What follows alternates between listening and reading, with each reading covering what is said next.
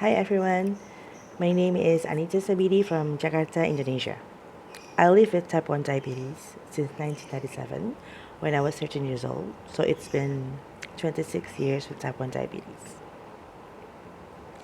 Growing up with type 1 diabetes in Indonesia creates a different level of mental health challenges. First, because of the cultural differences. Indonesia have 1,300 tribes with 700 different languages.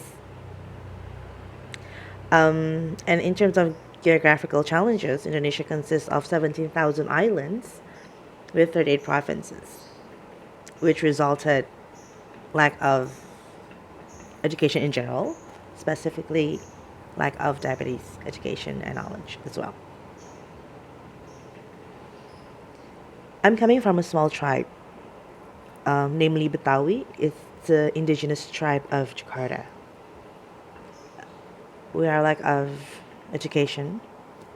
I was the first generation who pursued higher education. That's also the reason why I didn't blame my parents for not knowing the signs of diabetes, because it's understandable because they don't know any information about it and they don't have any access toward it. So I fully understand. The first day of my diagnosis, my father told me that, Anita, you had to manage diabetes by yourself because no one can help you. And the stigma is killing me because as a girl coming from my tribe, you were seen invisible. But when you have chronic conditions, you become visible because you are a burden in the tribe.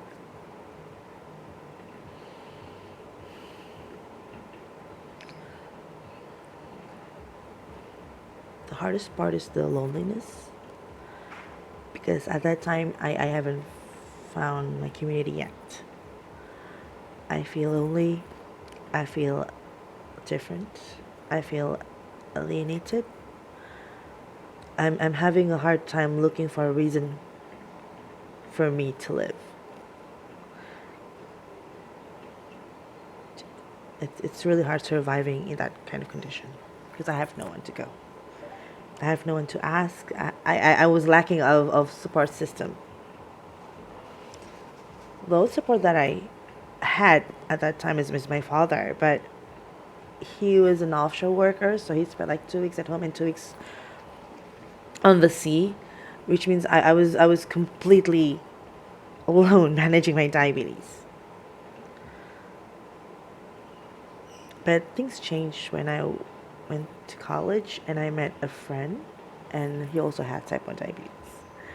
Um, there's a saying, find your tribe, love them hard. And yes, it's he's the person that I look up into because I have no one at that time, and finding a person with type 1 diabetes, it's like a treasure to me because I know that I'm not completely alone in this world with type 1 diabetes.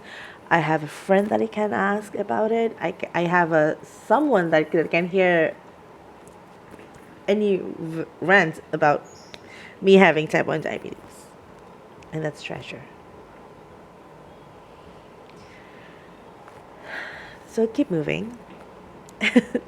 And then as a woman with type 1 diabetes, also have a different level of stigma, right?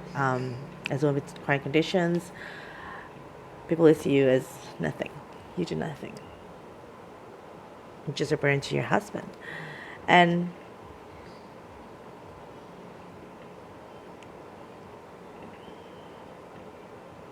I think knowledge is power. In those kind of situations, you just have to focus on yourself, knowing that you are precious, you are wonderful, you are important.